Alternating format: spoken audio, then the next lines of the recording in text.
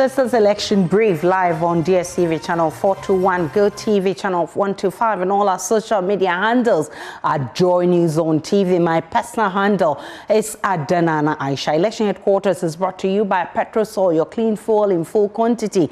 The Chartered Institute of Management Accountants, SIMA, and AICPA together as the Association of International Certified Professional Accountants, German Zone Medical Center, Alternative Therapy, Dental Wellness and Beauty, Chopbox Technologies, a Convenience Service and Youth Bridge Foundation. Election headquarters is for an informed electorate. Please do stay for details.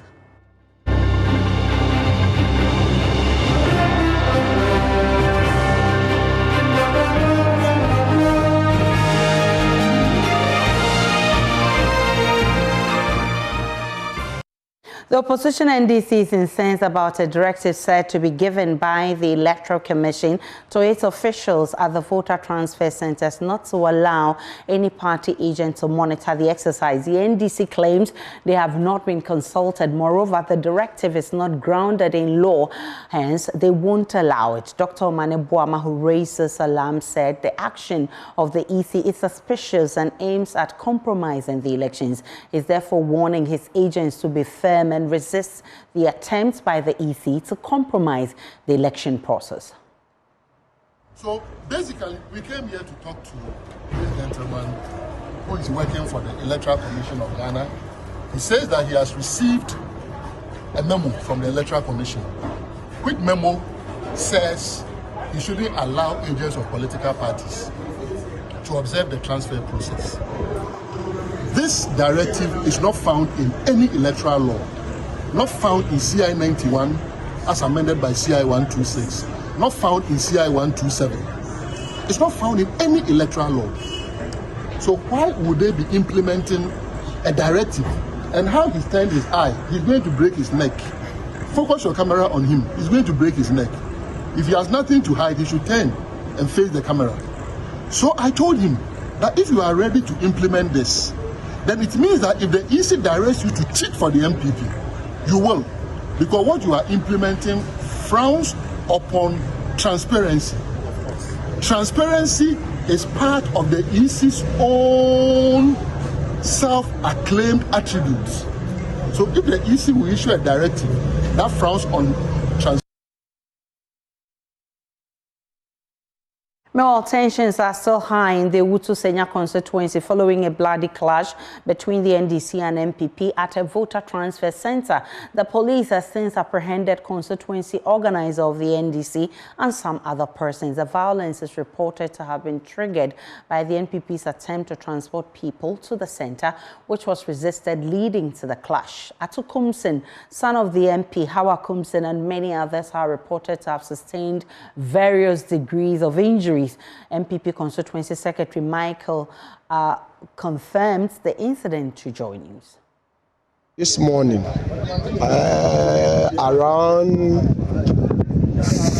4:30 there about, we had a call to the effect that there's a misunderstanding regarding the sitting arrangement at the registration center, which compelled us to rush to the scene.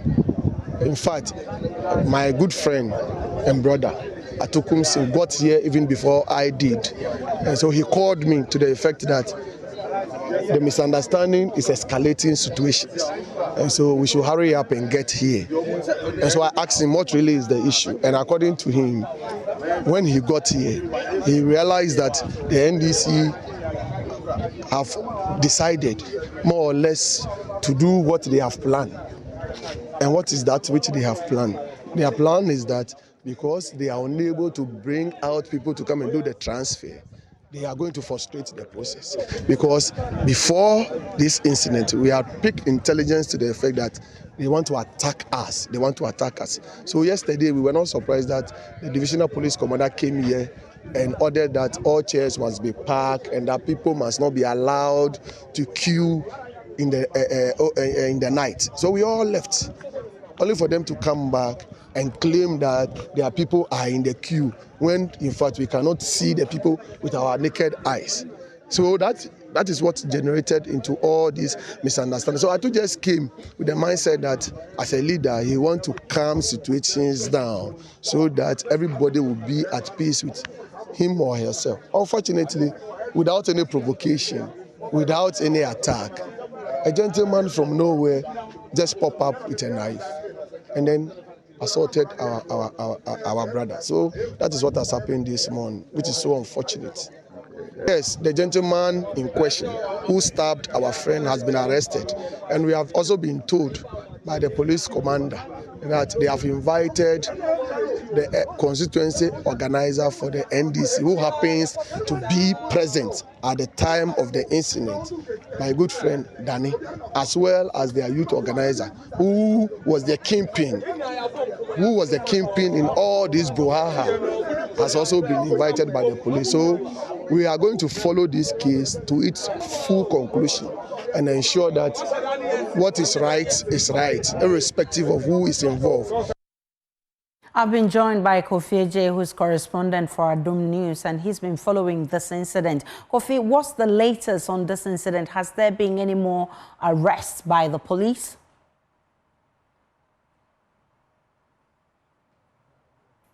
Right, we lost Kofi J there, but I've also been joined by the Deputy General Secretary of the NDC, Mustafa Gbande, and Deputy General Secretary of the NPP, Haruna Mohammed.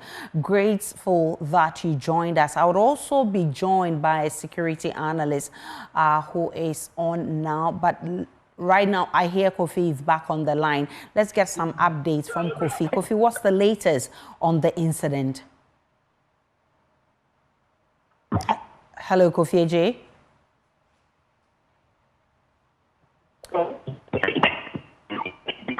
Do we have Kofi J on? Right, let's try and get him to fix his line properly. I'll start with Haruna Mohammed because the NDC is accusing the NPP of an attempt to transport people to the voter transfer center, which led to this clash. How do you respond to this, Mr. Haruna Mohammed? Thank you very much, Aisha. Good afternoon to your charity viewers, and good afternoon to my colleague Mustafa and the security analyst. Today, I am very much convinced that the NDC is not prepared for election 2024.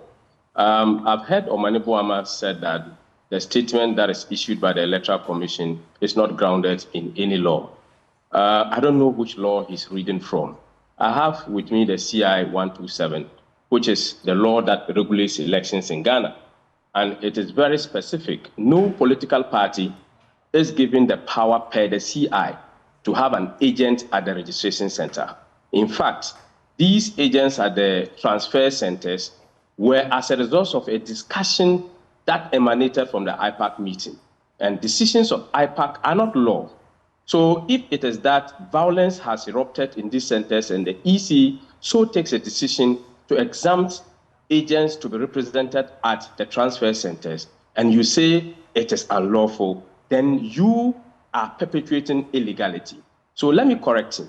There is no such law in the election process in CI 127, which is the only law that we use for elections in Ghana. There is nowhere that you read from Regulation 22 down to Regulation 22.8. There is nowhere that agent has to be represented for transfer of votes. We are only provided with the list of transfer of voters, and the presiding or the returning officer has the duty to do so. So he should stop throwing dust into the eyes of the people of Ghana to let people or paint the picture that it is a lawful exercise that agents must be represented. I am putting it on record, and I challenge anybody that has any law in Ghana that contradicts the law, which is CI 127. Mustafa Gbande, how do you respond to this coming from the Deputy General Secretary of the NPP? Thank you very much. Basically, and first of all, I think this exercise was supposed to be a very peaceful one, a very cordial one in the last few days.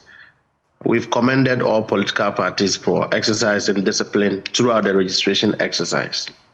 But the Kasua incidents like this, I was there and recorded the whole day about 5 incidents, one in Lojokuku, one in Kasua, one in Akontombra. If you sum these activities together, you cannot say that security have broken down in the transfer of exercise. What you easily say is that the police would have to up their game and take full control of the exercise. Because I was in Kasua when it happened, the police quickly took control of the place and restore calm and order.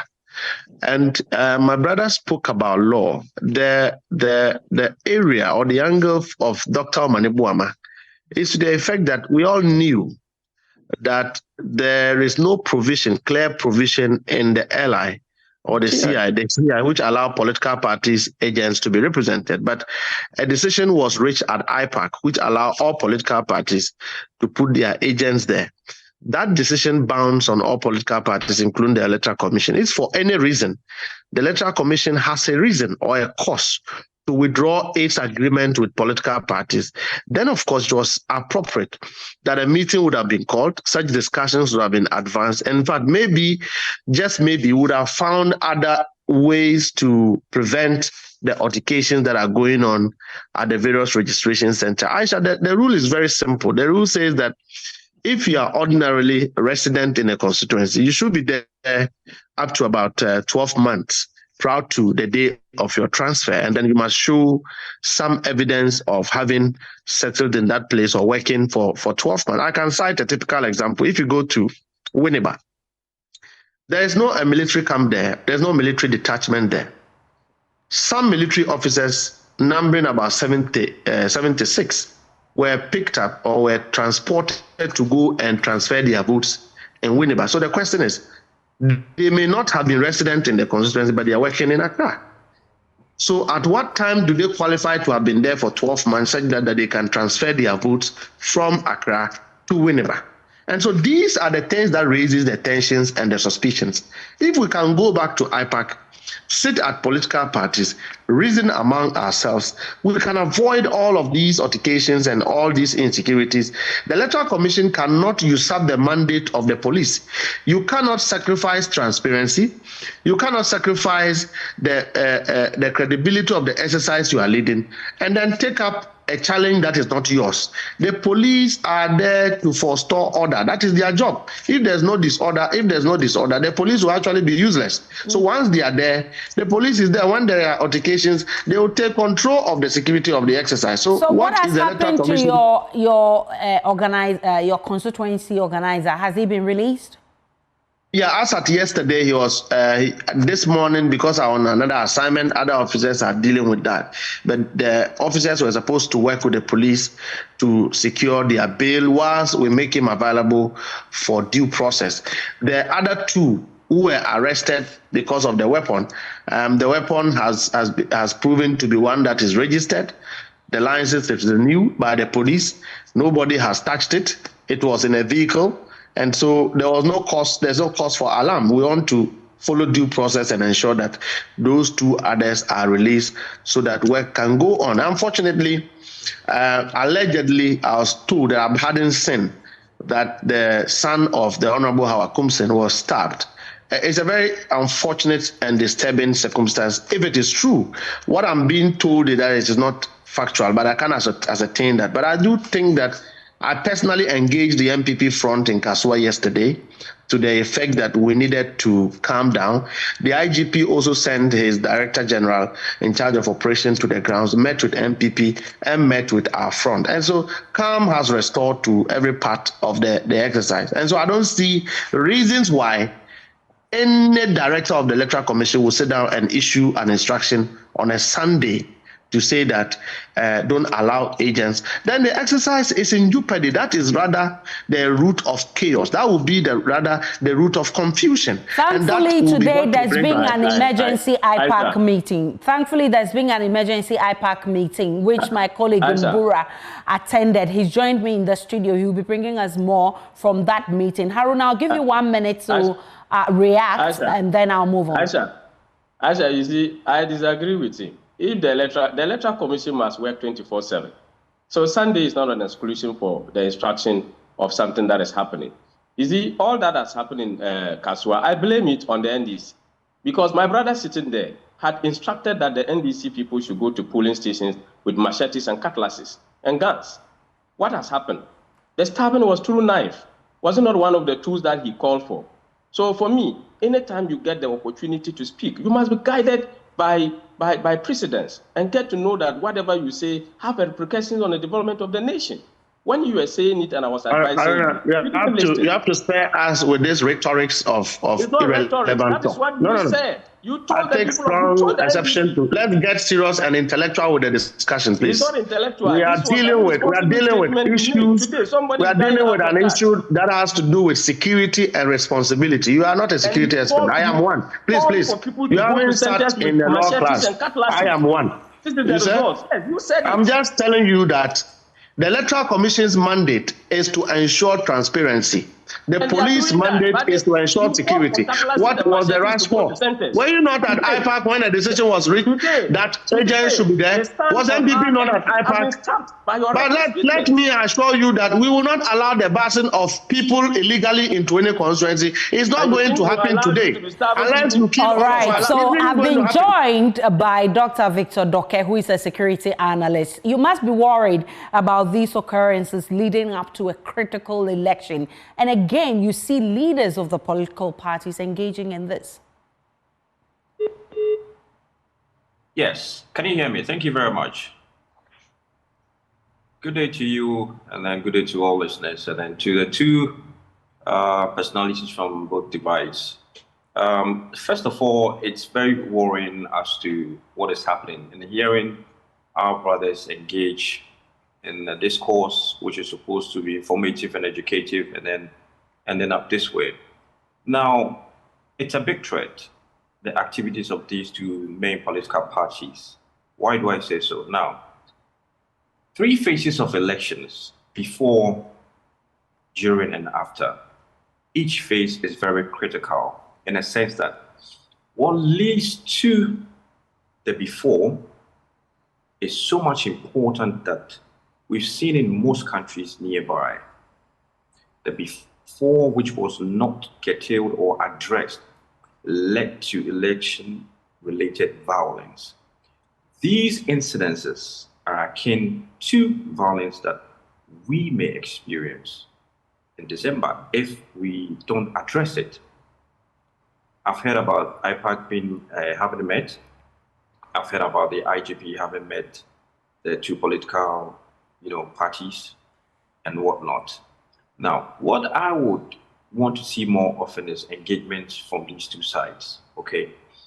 Now, apart from that, first of all, what does the Electoral Commission need to do when it comes to educating and sensitizing people on the CIs and its laws and regulations? You would be surprised that most citizens do not know about the laws regarding political party agents, okay, at polling stations or overseeing the activities of voter transfer. So the onus lies on the EC to now educate publicly, okay? I heard the NPP gentleman stating that there's a CI and all of that. The law backs it, that the EC can decide that no political party agent should be there. Fair enough. How many people know this?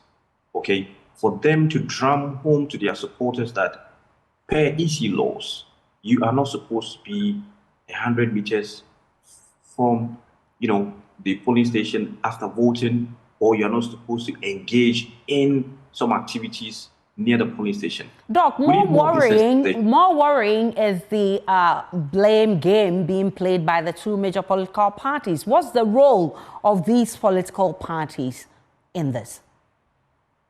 Right. The blame game won't solve anything. Now, the role here is for them to educate their people that pay the laws. This is what you have to abide by. Okay? Now, when you have two political parties, okay, it's taking a strong stance. I call it the quest versus the desire. Now, the quest to break what? The 8 and the desire for a comeback. So it makes the atmosphere very volatile. The role of these two political parties that we should see more often is to engage their people, engage their supporters in a very extensive engagement, let them know the laws, the CIs, let them know the regulations of what not to do and what to do. Because if the law catches up with you, they won't spare you. Then you don't blame the state agency or security services for targeting your people if they are found as what? Guilty.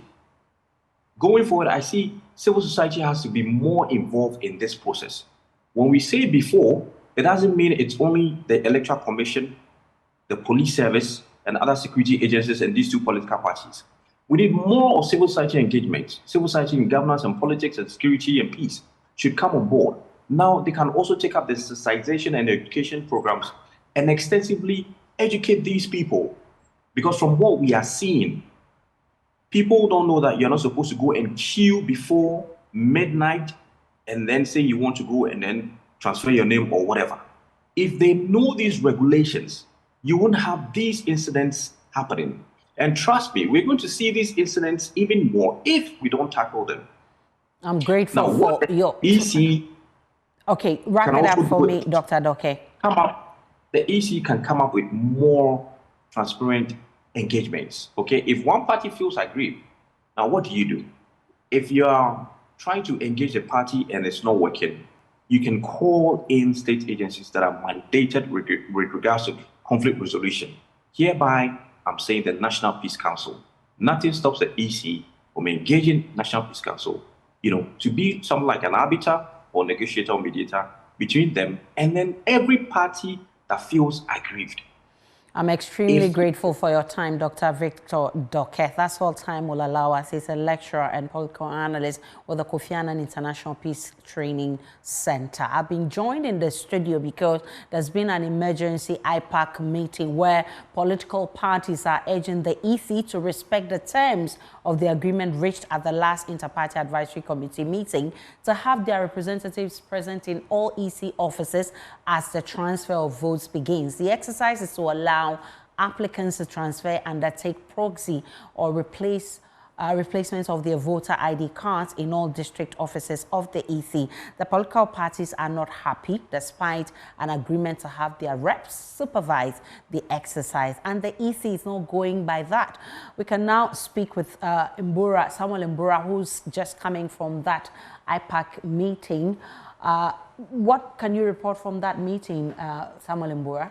Well, we know very well that this meeting was triggered by the memo that the EC communicated to its regional directors that they should withdraw or should communicate to the political parties to withdraw their agents at the centers. Right. So their attention has been drawn to some chaos that have been orchestrated by the political parties in the course of the voter transfer exercise. And they think that it is not orderly for the exercise, and the best way to go is to get these political party agents out. So, interestingly, the statement came after the violence in Kasua, where we understand scores of people were actually stabbed and they are still nursing their wounds. So, the NDC entered into this meeting with an entrenched position.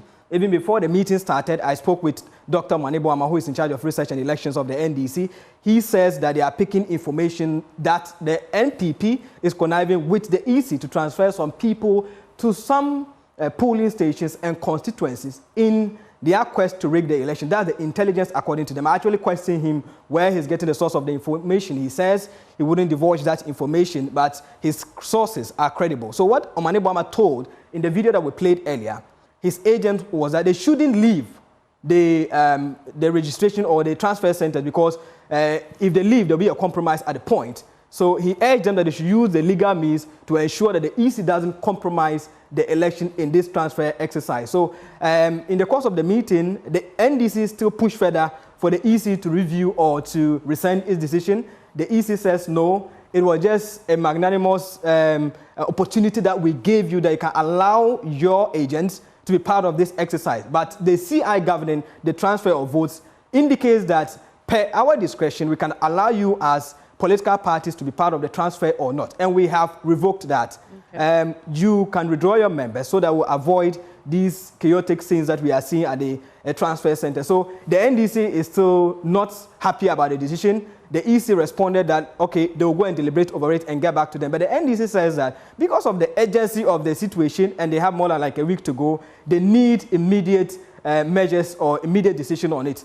And the EC has not given them that definite answer. So the NDC is actually urging its members to remain at the transfer centers to ensure the right thing is done, even though the argument is that there is the CI debars the political party agents to be part of the transfer. There. I spoke with Mr. Peter McMahon. He holds a view that that is what the law says, and the MPP is withdrawing its members or the agents with immediacy. So all MPP agents, according to what Mr. McMahon is saying, and if we are to go by, are supposed to be withdrawn from the transfer centers. Kodeyo, on the other hand, sides with the EC and believes that that's the right way to go. And at least there should be a conversation so that they can reach a truce. So that it will not be the case that the political parties will clash there again for us to have this avoidable chaos that we are seeing. So the meeting has ended inconclusive for the NDC because what the NDC wanted, they didn't get. But the MPP, agrees entirely with other minority MPs, agrees that if there's a law, why don't we go with the law? Why do you want to make it a status quo that political party agents can be part of the vote transfer exercise? Samuel Mbura with that update from the EC's IPAC meeting. Now, let's get on to other stories. The Vice President, and I must thank all of you, Haruna Mohammed, who is Deputy NPP General Secretary, Mustafa Gbande, Deputy General Secretary of the NDC, and Dr. Doke of the Kofi Annan International Peacekeeping Training Center. Let's get on to other stories. The Vice President and 2024 flag bearer of the NPP, Dr. Bawumia, says the NPP is committed to ensuring the well-being of the population, especially the youth. The Vice President is on a 2-day campaign tour of the Central Region. In an interaction with the clergy, the Vice President, Dr. Bawumia, disclosed that dialysis treatment for patients under 18 and above 60 years is now free under the NHIS. He mentioned that the medication for sickle cell patients is also covered under NHIS. The Vice President is scheduled to meet some identifiable groups, including market women, tertiary students, to share with them his vision. I've been joined by Eric Asante, his correspondent in the Central Region. Eric, what more can you report from the Vice President's tour of Cape Coast? Well, Aisha, so the Vice President has been outlining his message under 2 thematic areas. The first one has to do with the performance of the NPP, and of course the second one has to do with his ambition when given the opportunity to serve this country. On the performance of the NPP, he said it goes without mentioning that in all sectors of the economy, the NPP has done creditably very well, and the reason why they would want to break the 8. As I speak with you, he's in a meeting with the clergy. To the clergy, he actually had a... Right, Eric Asante there with some updates from the Central Region tour of Dr. Bawumia, who is NPP flag bearer for the 2024 elections. That's your election brief. It's on your election headquarters. Election headquarters is for an informed electorate. You can log on to myjournline.com. You'll get more of the news and updates of all the developing stories. Do enjoy the rest of our programs.